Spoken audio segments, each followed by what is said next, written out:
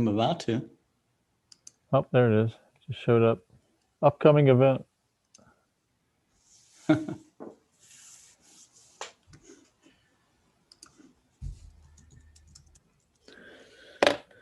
right.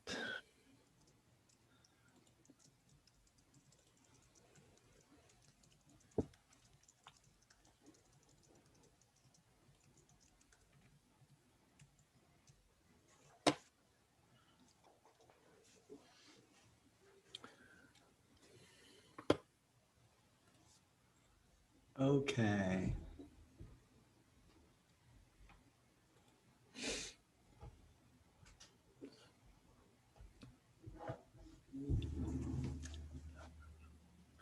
So we've got an interesting topic today on the things that can cause you issues.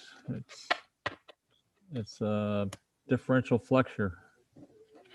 Oh, that definitely There's a lot of causes issues. Yeah. Yep. I didn't know anything about differential flexure until, maybe the late 80s. Mm-hmm. And I was reading this book. It was like one of the first really serious books on astrophotography.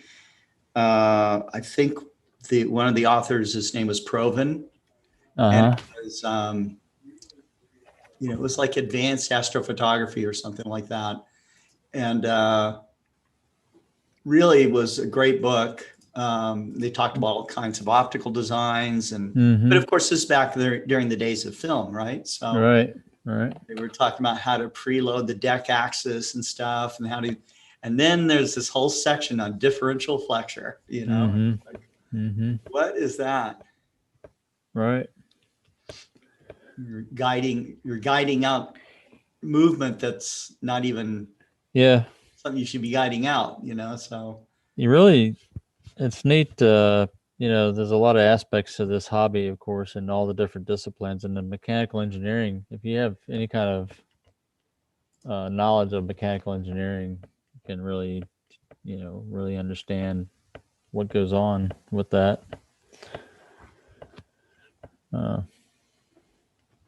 Stress and strain, mechanical, moment arms and stuff like that. Oh yeah. Well, the whole telescope, any telescope bends. Yeah. The bigger they are, the more they bend. Well, and they have to bend. You want that. You want everything that's because if it doesn't bend, then that means it's brittle and will crack easily and fail. Yeah. That's not to say you can't make it stiff enough for your needs. That's the whole key, is to only make it stiff enough to get the job done. You don't want to go to extremes on any kind of. That's a basic engineering premise, is that you don't want to go overboard on any one thing to fix the system. You want to balance all the corrections to the same level. Right. Because you can, we talked about that a lot of times. It's you don't want to overcorrect in one area and not even see the benefit of it, basically, is what happens. And so if you get to a certain point and you're correcting even further, then you're not going to see any benefits at all. Right. So, and some of the other things is, and I always thought about this. So the flexure you have is also dependent on the mass of the equipment, right? Yeah. The total mass, or the mass of the components. And to me, smaller systems were always easier to correct the flexure than larger systems. Sure. And Sure. in fact, in smaller systems, even like the IXS-100, relatively speaking, it's overbuilt compared to a larger system where you don't have to worry about flexure so much. In some respects, because of the goals of that platform in terms of focal length and image and plate scale and all the other things that go into making an image. You're not gonna put a 3,000 millimeter focal length telescope on that small telescope and expect it to not have flexure. Or I should say, it'll have flexure, but you'll be able to detect it in the image, where if you have a 500 millimeter focal length, you wouldn't even see it. You know what I'm saying? Yeah. So everything's it's just like the philosophy for life, you know, moderation and everything. You know, Yes. you know. Okay. Well, the first of you that have lived life in moderation, raise your hand. Okay. Right, right. Well, it depends on what areas. You know, you go extreme in some areas, and you go you know, really conservative or moderate in terms of change in other areas of your life. Like you know, I have certain habits that I've had my whole life that I don't change. You know, like the shoes that I buy. I like the same pair of shoes all the time. Really? How do you And do that though? They I keep just buy changing this. models, you know. I don't care. I just buy the same shoes. I've set on a pair of shoes that I like and buy That's them. it. Now the problem is they don't sell them anymore. This was so from 1980 So did to you about buy like 20 pair or something? well, Or I did at the end. I was buying, and in fact, I did because they were going to go away, right? So, but I don't. I you're found probably not other the only guy that does this. no. So and so in terms of wardrobe and stuff, I'm not real extreme in terms of fashion. Really? I have a tendency to buy this. Well, of course, that's you know, of course, that's my druthers, and that's the environment I've had my career in too, right? So Fashion? no, not fashion, Not fashion. nuclear. Yeah, I'm not a big fashion guy either, you know. You know. I mean, do you try different weird shirts just to try them? Yeah, I guess, you Do know, you? but not Not a lot of time. I mean, not a lot, not a but lot of some. times, you know. hmm It just depends, you know. Now, extreme. Now you can go extreme in other ways. You can have passion for something and just go way out on doing things. You know, for sports or for hobbies or for whatever. You know, you can go all in on it and go extreme, buying stuff and trying different things. That's another area that's different. Right?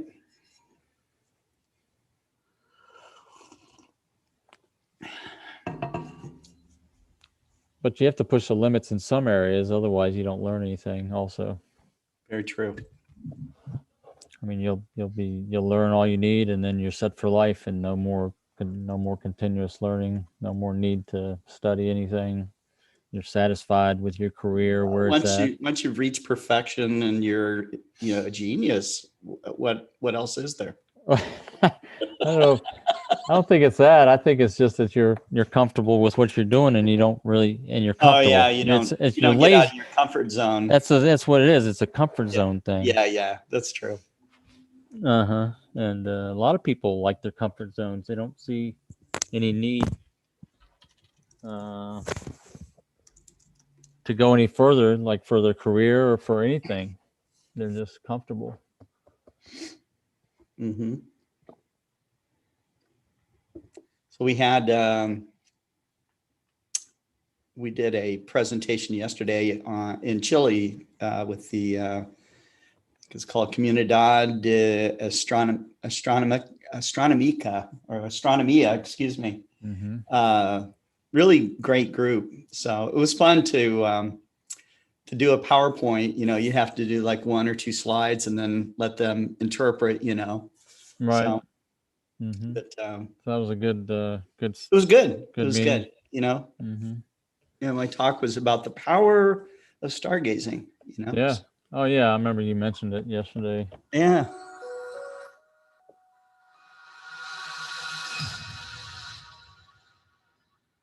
Just about everyone has seen and been amazed by the Hubble Space Telescope's incredible images of our universe.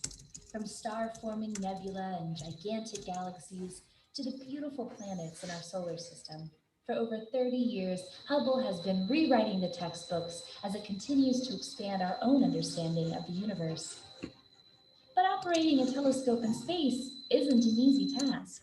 As Hubble orbits the Earth once every 90 minutes, it's not exactly as simple as just spinning the telescope around and telling it to take a quick picture. And that's where the stop comes in. Dedicated on February 14, 1984 at NASA Goddard Space Flight Center, The STOC, or the Space Telescope Operations Control Center, operates the Hubble Space Telescope on its important mission. Built in the early 1980s, this historic location was one of the most complex satellite control centers ever developed.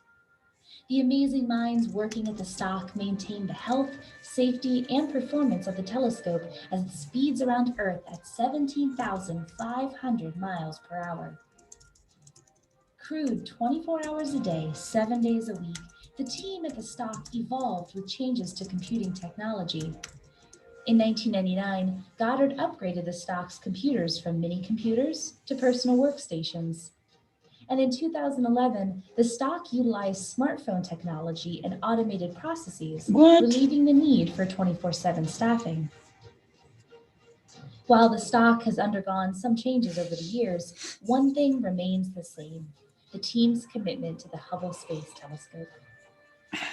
The women and men of the mission operations team have been relentless in finding ingenious ways to prolong Hubble's life so we can do science as long as possible. Today, the operations team members at the STOC continue to operate the telescope, capturing data and images of the cosmos for all of us to enjoy, allowing Hubble to continue its mission of unraveling the mysteries of the universe.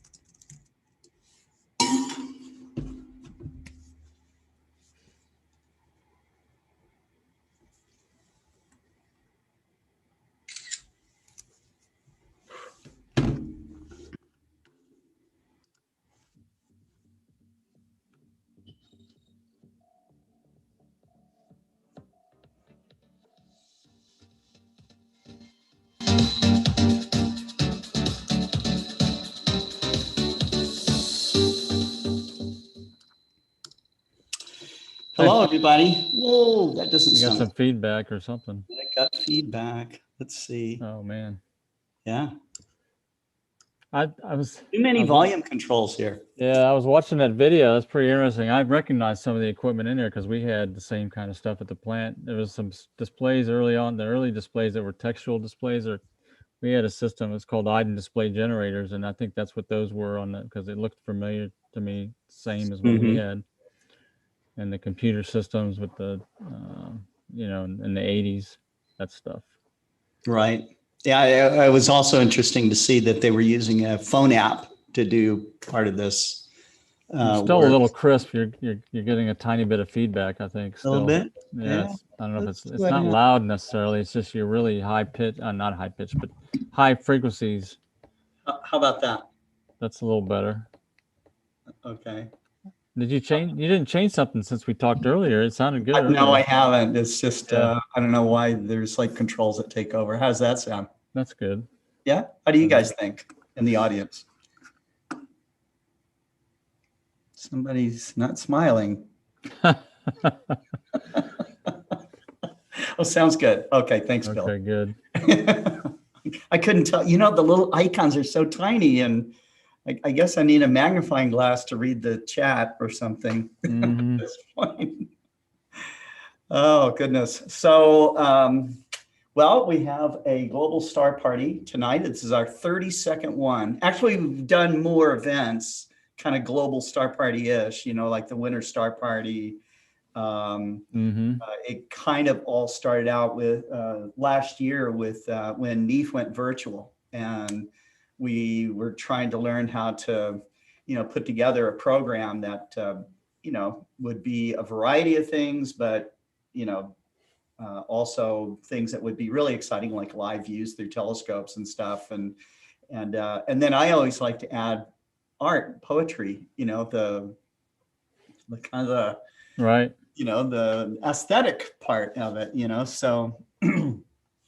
It looks like I don't know if you saw this email, you probably saw it. The SAS has decided to have their convention virtually again this year in June or something. Yeah.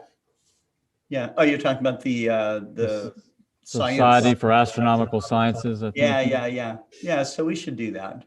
We did it last year, if you recall. Yeah. It's not, it's a smaller group, but they deserve exposure, and right. so it'd be nice if we could somehow stream it through our portal too, but I'm not sure how to do that. Mhm.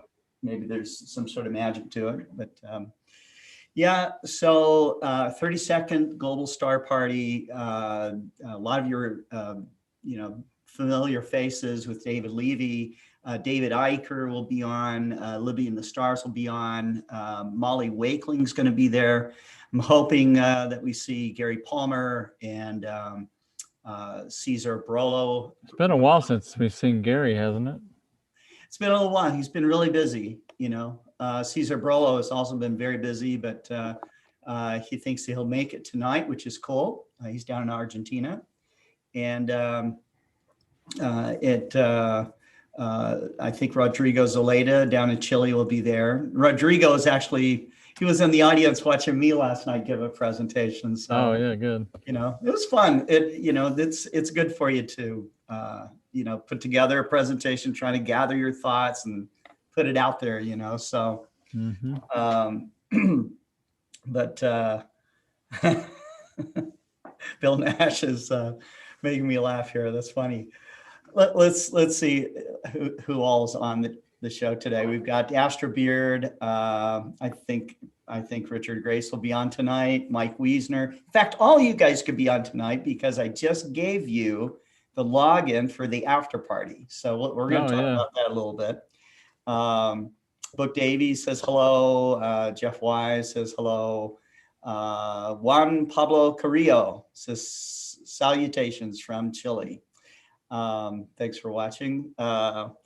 Stefan Delprat, warning from Melbourne, Australia. Stefan, I think that Tyler Bowman is hoping to hear from you. Maybe you've already connected. I'm not sure. Okay. Michael Whitaker is with us. Michael's, I think, in the UK. Harmony Sir, Harmony Smurf. Okay. Hello, everybody. Of course, there is a star party tonight. I finally have a clear sky. That's good. That's awesome. Join the star party tonight if you can. If you are getting live images through your telescope, we love that. If it's already coming down to your computer, you're on Zoom, you can share. It's easy.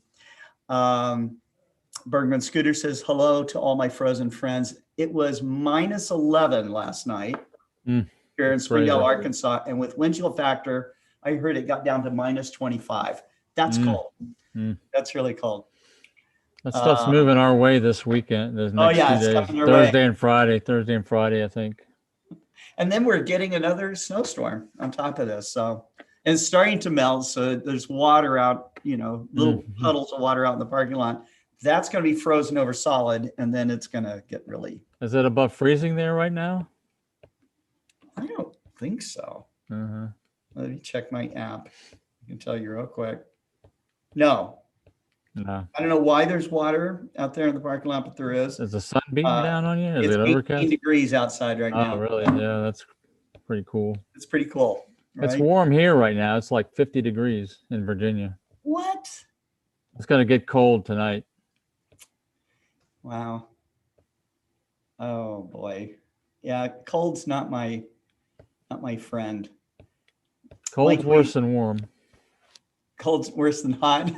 Or you like warm or colder? I prefer colder than hot. I mean, but I'm kind of I'm preferring the middle of the road, moderation.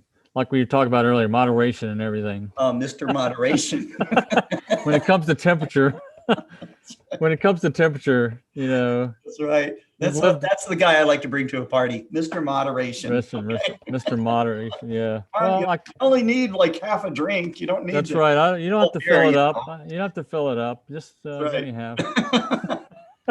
Scott, only 1 cup of coffee now. Come on. Yep. That's right. That's enough. Yeah, a few more sugar crystals off that. Don't take too many vitamins. Let's just moderate. Let's see. Celtic Ravenva. That always throws me off. Anyways, looking forward to the star party. However, as promised, I got the email today about the pop-up observatory, and I got the email at 1:08 Eastern Standard Time. I read it at 3:28 order confirmation came at 3:33. That's pretty awesome. Good. Harold Locke from San Diego checking in. It's good. Apparently Book got hurt. I don't know what happened. Oh, really? Book Davies? Oh, he says, I got busted a couple of ribs. Ouch. Oh, no. Slipped on the ice. Hit one of those parking bumpers. Oh, my God. I fell down the steps one time on my side and bruised my ribs, and it was that way for 3 months. It's hurting for 3 months. I hear broken ribs it's painful and it takes a long time. Mm-hmm. Yeah, dude, you take care. Let's see.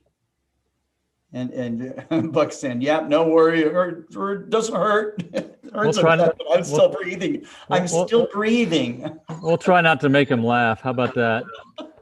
Don't laugh, Scott. You're going to hurt him. I'm still breathing. Nobody laugh. Oh my God. I hope so. Oh. He says, yeah, I've been a new rescue dog, busy with him. And then fun on the ice for a few days. Yeah, lots of fun. That's right, to stay away from those parking bumpers. Cameron Gillis, thank you for listening to the Chilean astronomy presentation. That was really cool. Anyways, we're all here to have fun.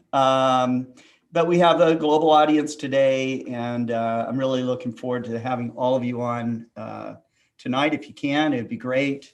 I don't think we can have everybody on, but how many people do you think I can have on and still and get Scott to bed by 1 o'clock in the morning? Oh, I don't know. It depends on who it is, if they like to drink all night or if they like to party or whatever, so you get 3 or 4 guys and they'll talk all night. Yeah. I'm limiting them to 10 minutes. Okay. They got to stay in astronomy. They can't wander off into la la land. Okay. Yeah. So, yeah. Mm-hmm. Bill Nash is going to start a tequila brand called Mr. Moderation. Yeah, I can see the commercials now. Mm-hmm. This really cool old guy, with his tequila, all these young girls in the background, and he's in moderation. Yep. Jeff Wise, Scott, can you make a list of items you suggest to take on a remote astro session? Lots of good suggestions yesterday. I already forgot. A lot of people do it's develop recorded, Jeff. You can go back and watch it. Right. A lot of people develop checklists for packing their stuff when they go on trips. It's a good idea. It is. You definitely, all of us have left something behind that's really critical. I have stories upon stories of things I've left behind.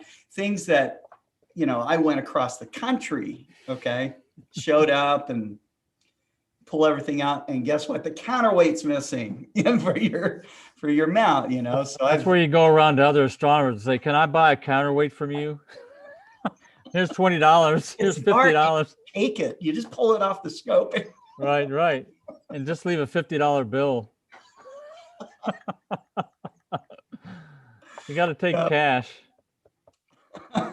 No, I didn't do that. What I did is I went to this happened to me at the Winter Star Party, and it was one of our big scopes. And so I needed a big counterweight, and I found a exercise, equipment guy, store. And I bought a barbell, 25-pound weight. Actually, I bought 2 of them. And we were able to put it on. So you wrapped duct tape around the counterweight bar and stuck it on there. It's sliding because down the hole's too big. And... Yeah, the hole's too big, so you have to wrap it up with duct tape or something and stick it on there and have it hold it. Yeah, that's right. Jeff,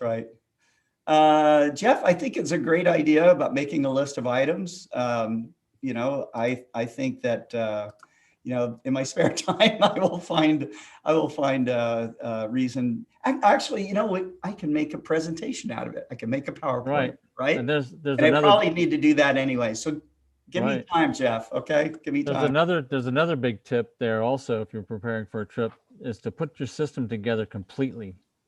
Oh yeah, and The- turn turn it everything on. Yeah, Turn turn it everything on. on. Turn it all on. You know, make it Make run. sure it's and then just take it apart and pack it away and have everything together. Have it all together before you know, even if the night before, you just put it all in the car. You know, because that is actually, that's what I did. I started doing a lot because you just get out somewhere and miss a bolt, or you Yeah. know, you forgot to bring a jacket, or all kinds of crazy things. Or a tool, you know? or something that you need. Tools, yeah, X drivers, you know, all that kind of stuff. I mean, the other day, I think it was yesterday, we covered, you know, doing the walk around on your car. You know, Jerry's a pilot, so he knows to do this. You do the walk around of the airplane, right? You check everything. Right. You check Right? everything. And you get up in the air. You know what the secret of the pre-flight is for aircraft?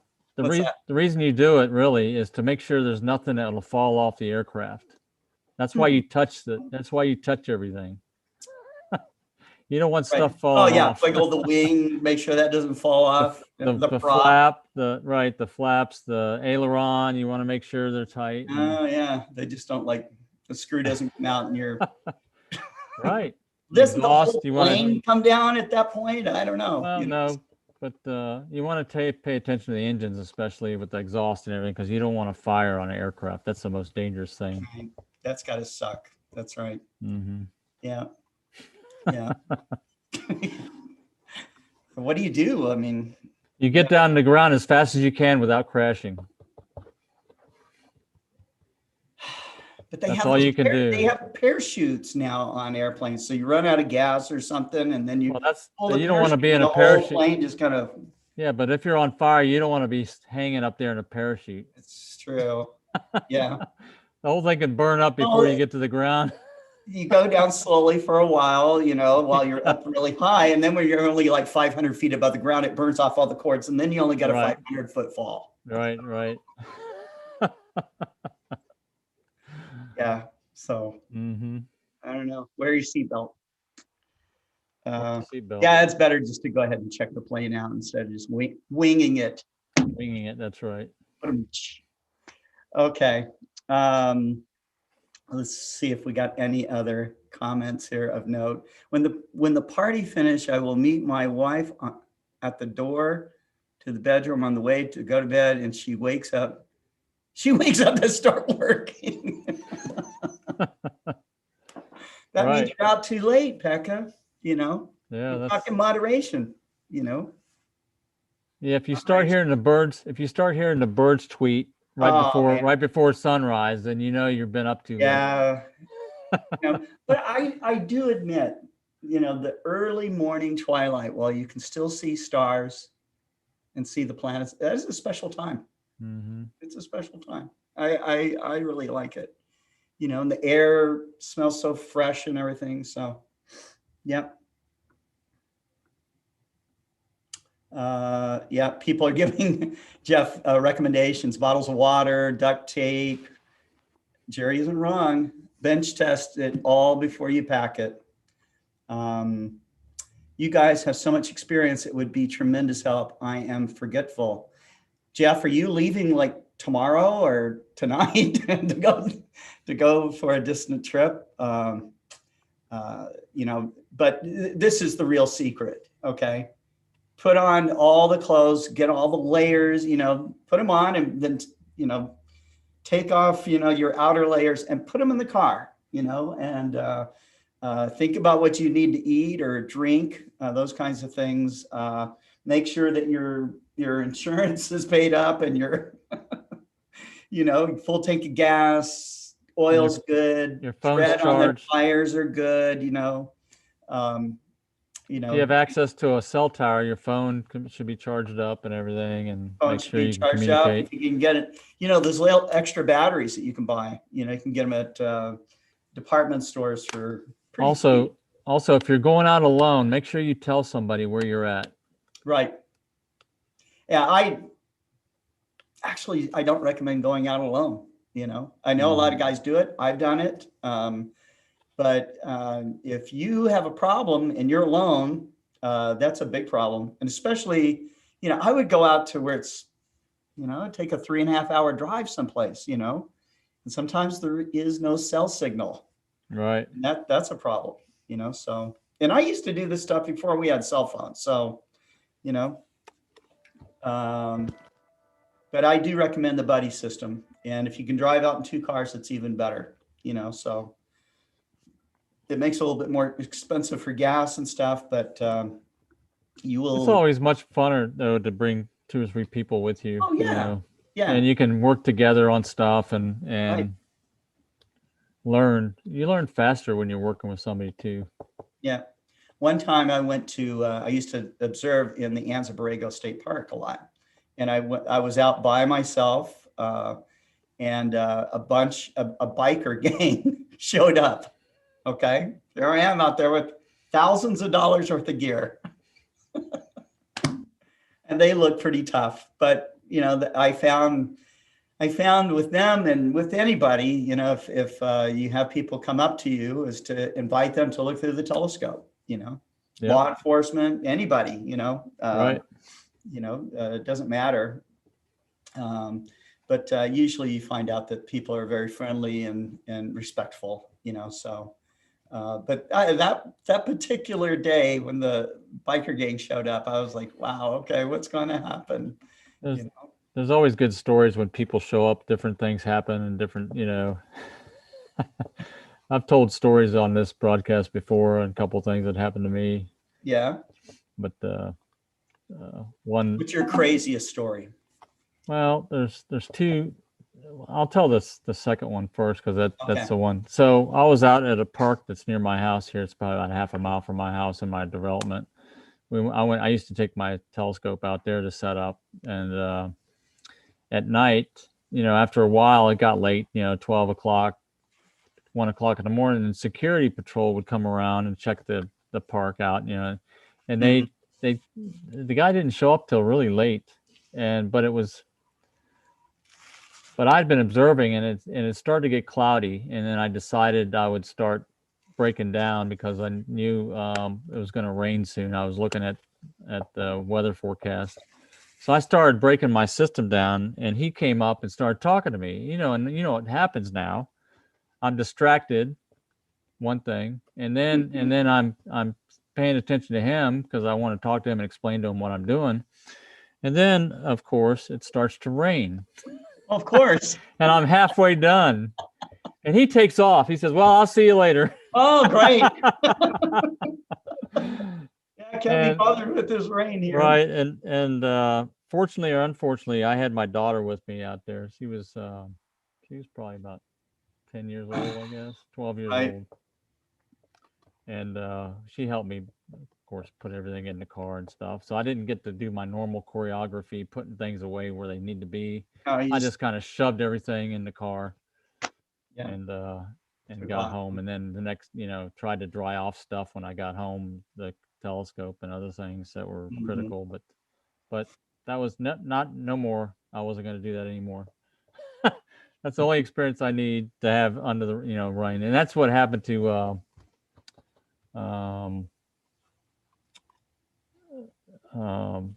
Astrobeard. Remember when we first had one of our first star parties? He was stuck in the rain. Oh yeah, that's right. Mm-hmm. Yeah, he gets all this stuff out and then it starts raining. Right. Like, cover it all up. It's not funny. That's equipment. It's expensive equipment. Okay, so one time I gave I probably told this story before. I think I've told all my stories before, but I used to do things for schools, a lot in Southern California. And I was invited by, it was San Diego High School was inviting not only the high school students, but the junior high students in the area and the elementary school kids in the area for a stargazing event. And so I said, well, gosh, where are we going to set up for something like that? And they said, well, you could use the football field, So I clear this with the school and everything. And there's school officials out there and all, and we get set up. Mm-hmm. And I say, oh, and I give this talk, okay, in front of all these people.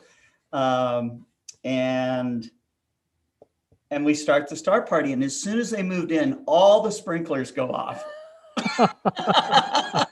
Yeah, I remember you telling I me had that all these story. telescopes set up. These people Oh, are getting man. wet, and so they didn't even get to see even one star, So that was funny. Mm-hmm. That was funny.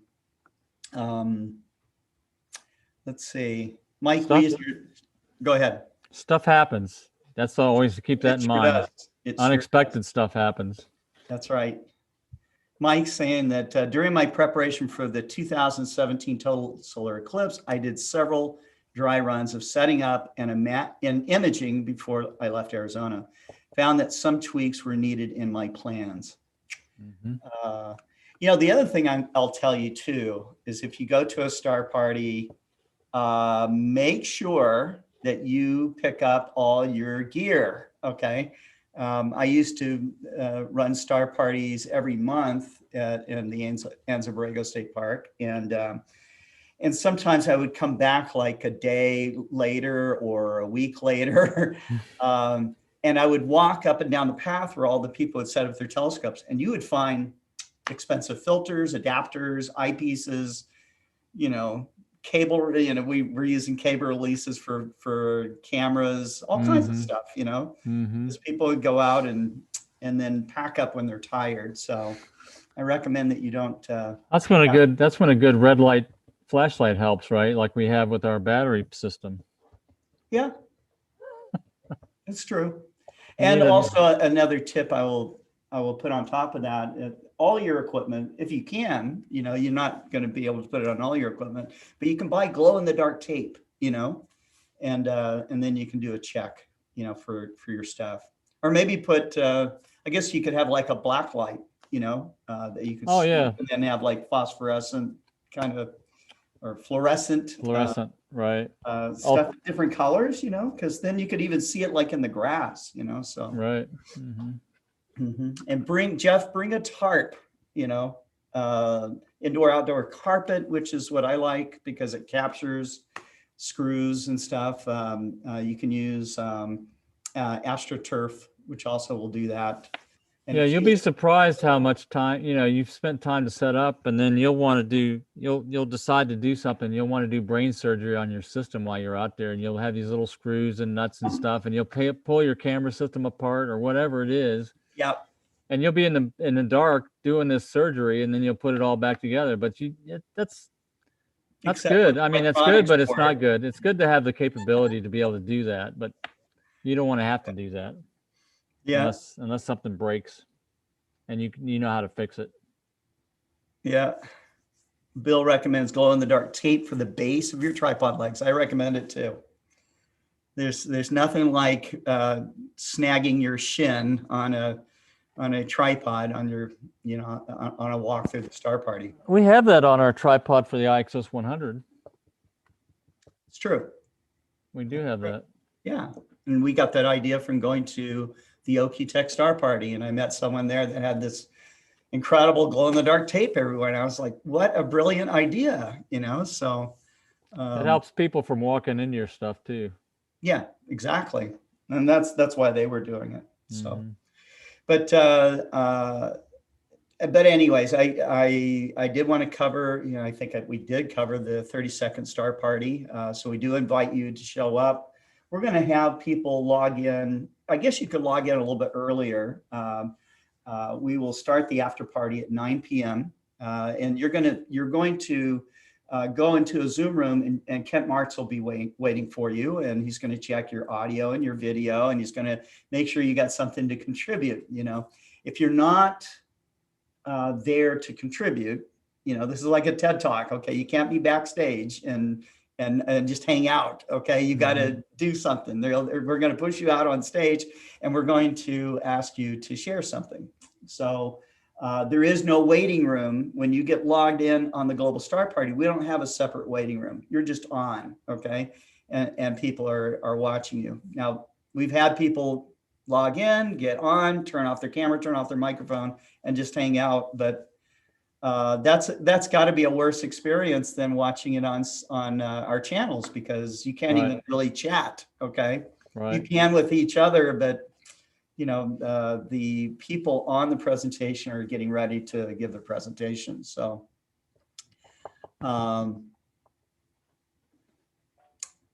let's see.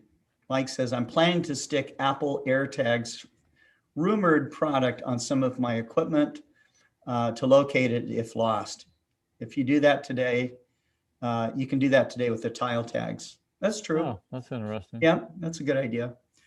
That's good for you're tracking as another car is taking off with right. That's a good idea. $5,000 camera. Especially for your expensive cameras and stuff.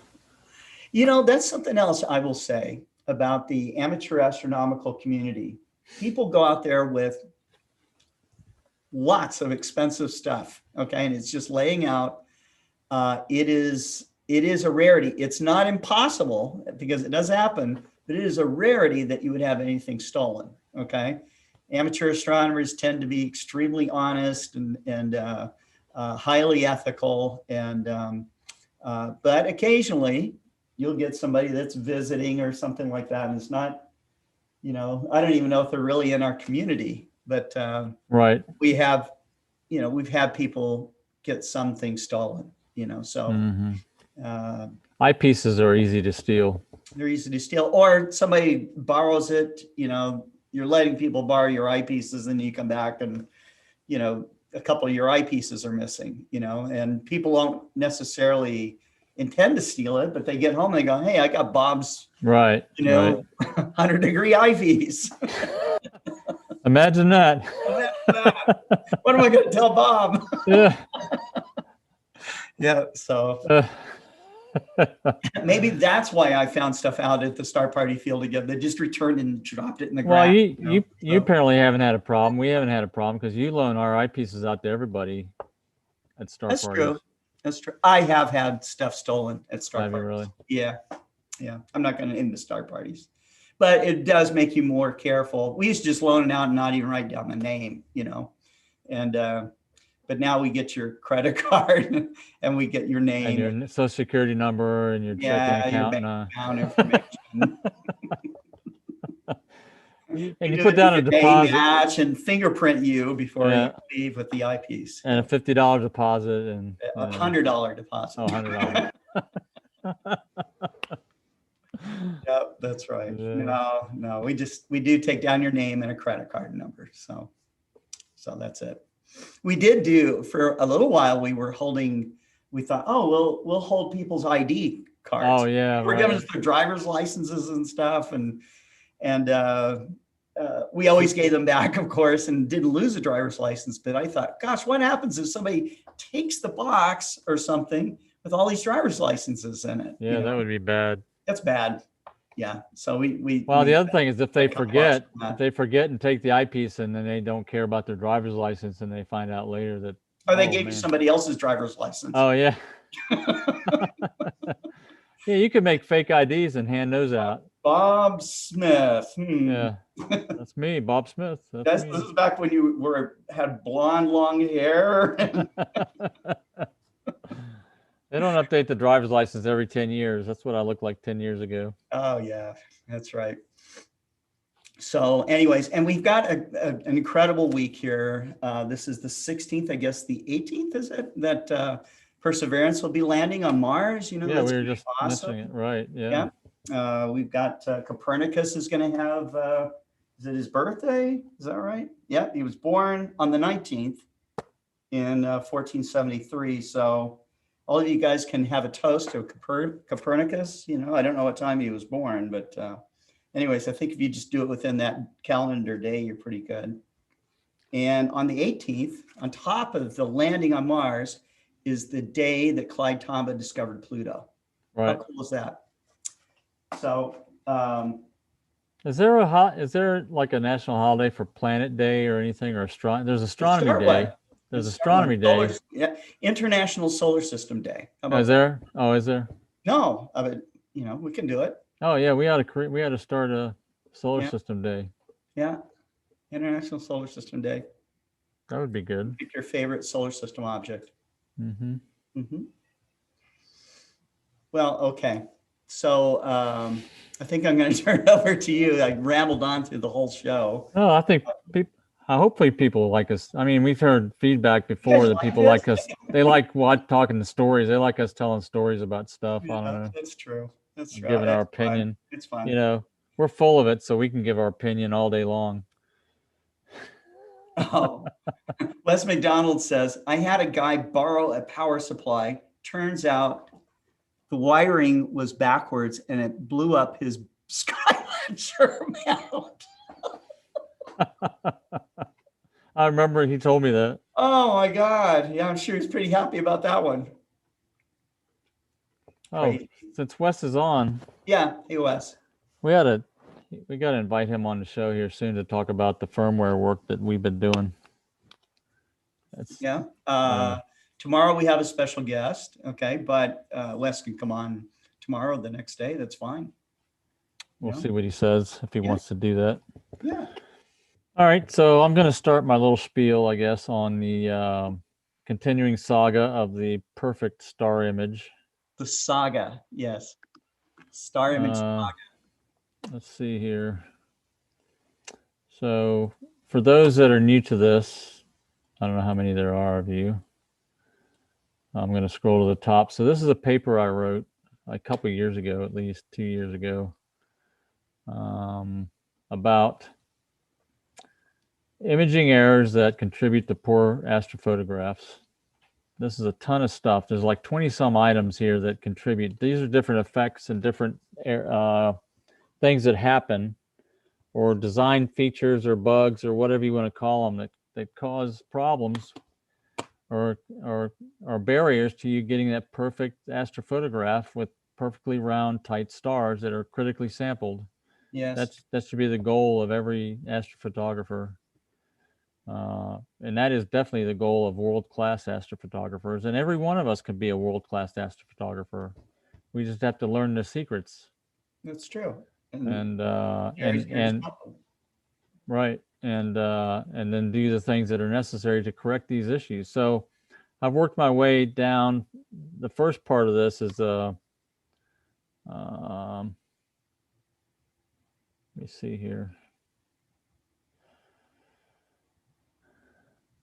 There are two types of errors. There are intrinsic errors, which are that are errors in the equipment and in the system that you manipulate. And then there are external errors or extrinsic issues. And we're getting to the bottom of the intrinsic error causes. We're getting to the last part of that. I've gone through the previous 3 or 4 shows that I've talked about that. We've gone through all these different items. And we're down to differential flexure. That's the last one in this list of internal. Now, there's probably other ones that I haven't got on this list that I'd like, if anybody has any ideas for other items that aren't included in this list, and then please let me know. But you can also download this on the forum. I don't know if you can find the link to it, Scott, while I'm talking about it, maybe, and post it. On which link would you like? It's on the forum. It's for this paper. I think we posted it on the main forum, on the PMC-Eight forum, in the file section somewhere. Let me look, see what I can find. See if you can find it. So differential flexure, if anybody's familiar with mechanical systems and you have a bunch of components bolted together or glued together or attached in some way, and you've got a dynamic action on it, you're going to have differential motion between these pieces parts, right? A car's got a suspension, right? When you're driving down the road to absorb some of these shocks from the road. But again, even in your car, like for example, an example of this for an older car might be the dashboard. When you go over a bump, it starts to squeak or rattle or something. So you have rattles or anything, that's flexure. Okay, and you don't have that dynamic of an action with your telescope, but what you do have is gravity pulling down continuously on your components, different components on your telescope that's on your mount. You have your auto guiding camera and your telescope attached to your main telescope, maybe, or maybe to the side with a dual mount system. But you have different mounting points for different equipment, where you've got the attachment points are not perfectly tight. And what happens is gravity will pull on these areas. And when you shift the telescope around from back and forth, gravity will pull one way depending on where you're pointing in the sky. And then when you point to the other position in the sky, it'll pull the other way. And so you get different motion that way between the biggest thing people notice it and people learn about it is because of auto guiding systems. If you're using a separate telescope and camera to do auto guiding, you're basically correcting the mount to what the guide scope sees, not to what the main instrument sees necessarily. Now, if they were one and the same, then of course you would get perfect images. But if you've got differential flexure between your auto guiding system and your main camera system on your main instrument, then you're going to have, you say, well, the guiding was perfect. I saw that my guide graph was perfect for this whole hour. Why am I having smeared stars? Well, that's a sure sign of differential flexure. If you know everything else is good, then that's what your culprit might be, or probably is. So there's two types of flexure. That's just a quick example to get people to understand what we're talking about here. So there's two types of differential flexure, and one is spiking, and there's different types of spiking that there's a couple, 2 or 3 things, and then there's non-spiking behavior. Okay, spiking behavior is when you have a buildup of energy into some connection or stress, and then it releases all of a sudden, like an earthquake does, when the seismic plates, when they build up stress and then they release. That's what spiking differential flexure is. And there's other, mirror flop on a Schmidt-Cassegrain is the primary example of that. Mm-hmm. Although mirror flop can also induce a non-spiking type of flexure, which we'll talk about in a minute. So there's another type of problem that we've seen with mount systems where it's kind of a form of flexure. It's not mechanical flexure in the terms of where you have mounting points, but it is in terms of the motor system, where you might have a gear system that's driving a worm. So you got a motor and a worm, and you've got a coupler in between, right? And we've seen this with our systems where, depending on the alignment, it's a helical style of coupler. So it's a spring type thing where it'll mount for that. But what happens is when the spring, if you got not perfectly aligned, it'll twist and build up energy in the spring in that little coupler. And then every once in a while, it'll release it. And that'll jerk the mount a tiny bit. We're talking about a few arc seconds, but it's very noticeable. So that's the kind of flexure we're talking about for spiking behavior. And others might have ideas for other types of spiking behavior also. You might consider the source of the flexure is external to the system. For example, the main one is gravity. I just talked about one that's based on the motor, okay, putting energy into the system and causing the flexure. Gravity is the prime one that most people think about. The other one is wind. So if you've got wind blowing and it could move a component on your system different than the main component, let's say like the auto guider, for example. You could have wind shaking your auto guiding camera, but your main system is really rock solid, right? And then you'll see that in the images also. So there's different sources of the energy that's caused the flexure. Gravity is the primary one people think about, but there's other things also that can cause it. So the non-spiking behavior is really a slow drift in motion. So for example, and again, auto guiding is a good example of this, where you have, as you track the sky, the angle of your system changes.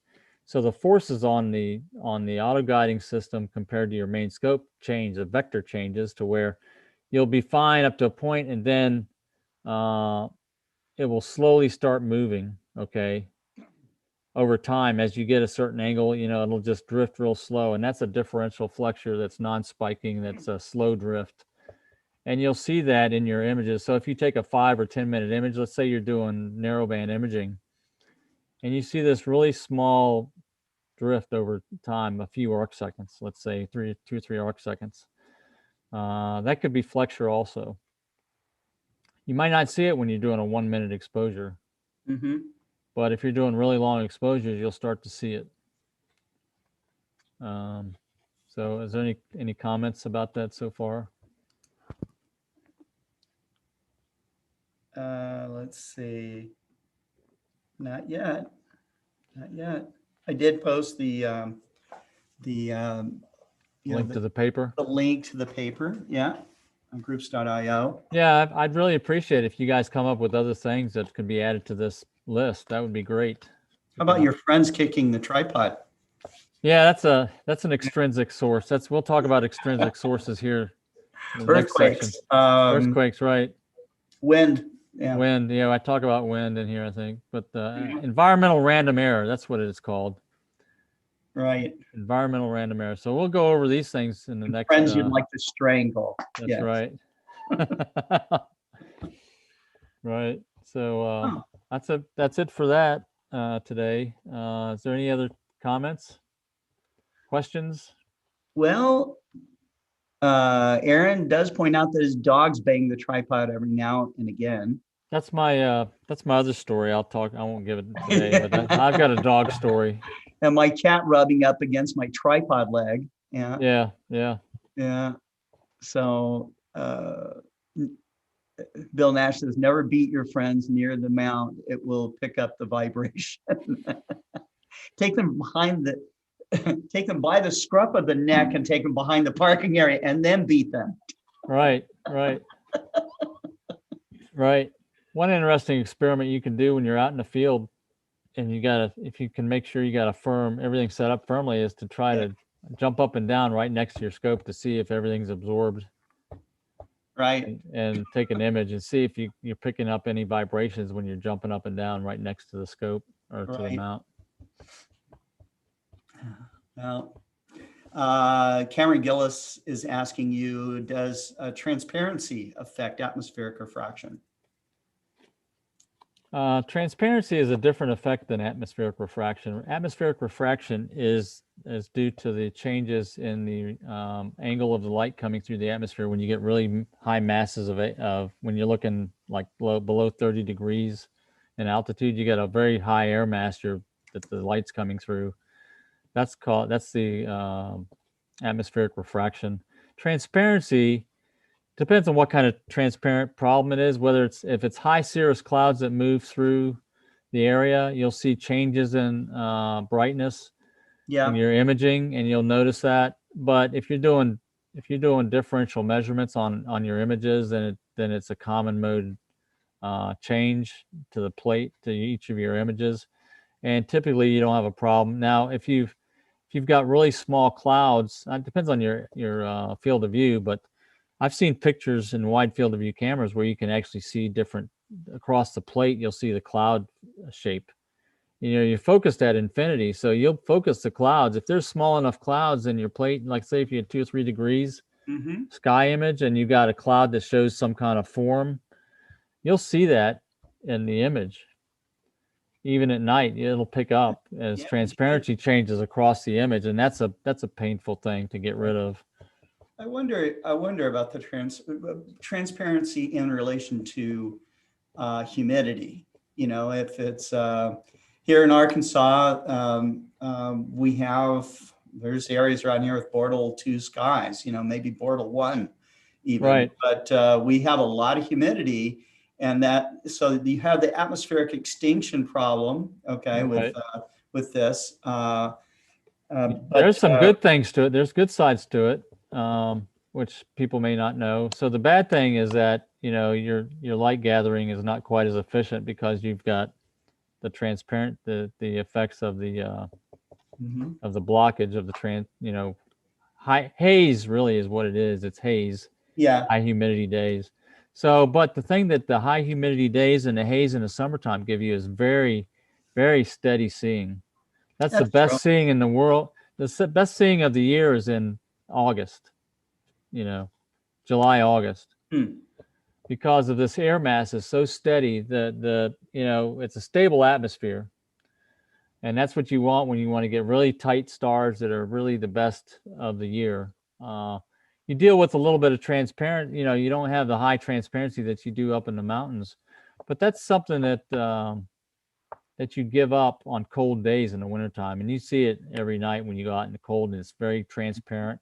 The stars are twinkling like mad because the heat, Yeah. the atmosphere is actually rolling, roiling. Also, local terrain can cause a problem too. I know that if you go to the Rockies in Colorado, they rarely have good seeing, because right. the Rockies are air is- rocky. Right, and the they're not air is smooth. flowing. Right, exactly. Not So smooth. And you go to Mauna Kea, which is up at 14,000 feet, and you're now in a caldera. And if you ever go to the Big Island of Hawaii, and you could see Mauna Kea from the airport, okay, as you get off the plane. And Yeah. it looks like it just a gradual rise in the ground. It doesn't look like this big mountain, okay? But it is very tall. And, they recommend you don't drive a rental car up there because they crap out, at a certain point. But that smooth laminar flow coming off the ocean and then coming over this really smoothly shaped volcanic cone, giant volcanic cone, and you're down the caldera, you've got like this sheath of air moving across you, and it's really steady up there on many nights. And another place I've experienced, and you've experienced it too, Jerry, is when we're down at Winter Star Party and you're not on the Keys, Right. So the moisture in the air due to the ocean really Yeah. stabilizes the air, and that's why people get best planetary, like trying to think of a couple of names. The world-class planetary imagers, Crisco Oh, yeah. and those Tom guys. Parker was Right. They're next to the water. They're out on an island somewhere or Yeah. near the water to where it gets really stable skies. Yeah. So it makes me wonder about Damian Peach. And Damian Peach, yeah. Yeah, we got to.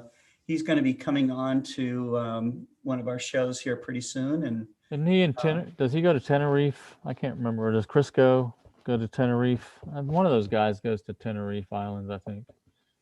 Not sure. But I for a long time, I know that Damian used to image right off his patio. So, Yeah, those guys are amazing. They've honed their craft. Oh yeah. Very tightly. I mean, very patient. That's when you pay attention to every little thing, like this list here that we went over, and you pay attention to all this stuff. Yeah. Probably lists of that they go through as well. So. Oh yeah. Well, they set up their system the same way every time. They know it works. It's been tuned up. They know that's critical to making sure it's operating the same way every time you set up. Yeah. Yes, that's right. So I'm going to stop my share. Yeah. So is Wes still on there? I don't know if he's said anything about coming on the show. Still on or not? I can't tell when they are not watching. He called me. I told him I'd call him back, and so I'll talk to him after the show here and see if he wants to come on. Here's a good comment. This is Royce Murphy. He says, "Thanks. I'm getting a lot from this. Not doing any astrophotography yet. I've been doing visual and armchair. I've been a visual and armchair astronomer for many years. I ordered a new Explore Scientific 3mm eyepiece. Will be useful, I hope, on both my telescopes for overhead objects in good conditions." You will need the good conditions. It's a lot of magnification, And that's really a planetary or lunar type of stuff. That's right. That's right. But a tip I will give you, Royce, is that if you have a larger aperture scope, okay, and you notice that your images look soft, okay, it's probably due to tube currents. It could be mostly local temperature variations. But what you can always do is you can stop it down. You can make a mask that fits over the front of your telescope. So for instance, let's say you have an 8-inch telescope, you can make a mask that will stop it down to 6 inches or 4 inches, or, and if you have a secondary in the middle, you can shove your hole off to the side and have like a 3-inch or a 2-inch.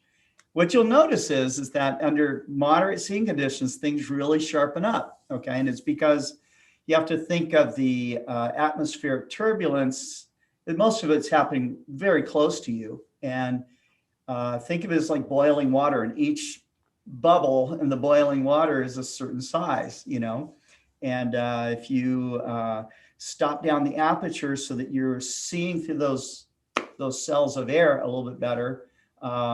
Of course, you still have cells moving around and stuff, but there's going to be times where images really snap into focus. And so it's an old trick. It's been used by professional and amateur astronomers. So the old, I remember in the 70s, the way the Tasco telescopes, they used to come with a separate cover you could pull off the cap.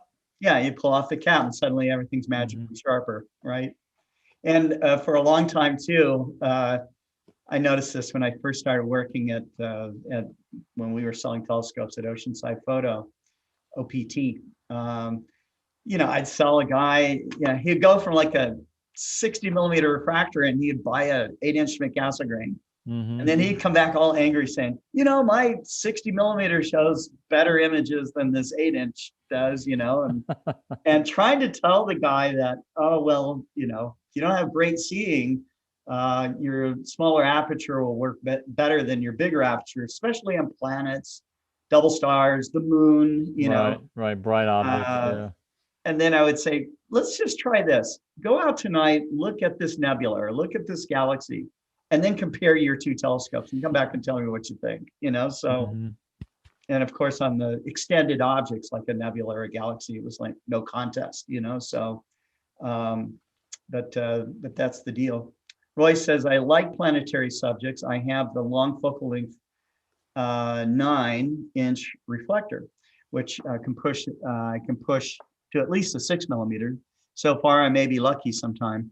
The celestron is shorter. We'll remember comments about stopping down the aperture. Royce, give it a try. You'll be amazed what it does. So it works effectively on bright objects because you don't worry so much about how much light you're gathering. No, that's true. Very true. Well, folks, we've got to get ready for our star party. Consider joining us. I think I gave the link. I'll give it one more time before we go. Let's see. Don't forget to bring a parting gift for Kent to help him smooth your way into the show. Yeah, you tip him a 20. I don't know how you do that. Maybe Bitcoin? I don't know. Yeah, I don't know. Maybe give him. Well, do Bitcoin. Maybe Kent can hand out his email address for PayPal, and you can forward him some money via PayPal. That's right. Yeah, I get in line from some other guy. That's right. Richard Gray says cheesesteak. Jeff, thanks, man. Be careful going out there. Don't go alone, Jeff. Don't go alone. Find a buddy to go with. All right. This is the Zoom link for tonight. So dust off your presentation or get out there with your telescope. Show us an image through your scope or show us some processed images that you did. I had a thing. Maybe if you've got a tip or some kind of idea for different things, a gadget or a tip when you're out there, that'd be good. Oh, yeah. Right. Right. Maybe we can do a separate show on a tip show or something for different tips for people that are doing things, out there trying different things. What do they call that when you mix a bunch of stuff together and it's called a goulash? Not a goulash. It's called like a Rube Goldberg. A Goldberg. Oh, Rube Goldberg. Rube Goldberg machine. Yeah. There used to be cartoons. I researched this. There were cartoons, and it was a series of cartoons where it was Rube Goldberg, and it was like this amazing, something to like crack a pecan nut or something, but it was like this huge contraption. The most complex way to do the most simplest task. An expensive way. And expensive, right? That's kind of like what astronomy is about, right? Yeah, that's right. So anyhow, you guys have fun. Take care. If you're out there struggling in the snow, stay warm. Be careful. Stay home. Watch us and have some fun participating with us. And take care. We'll talk to you later. And that's the link.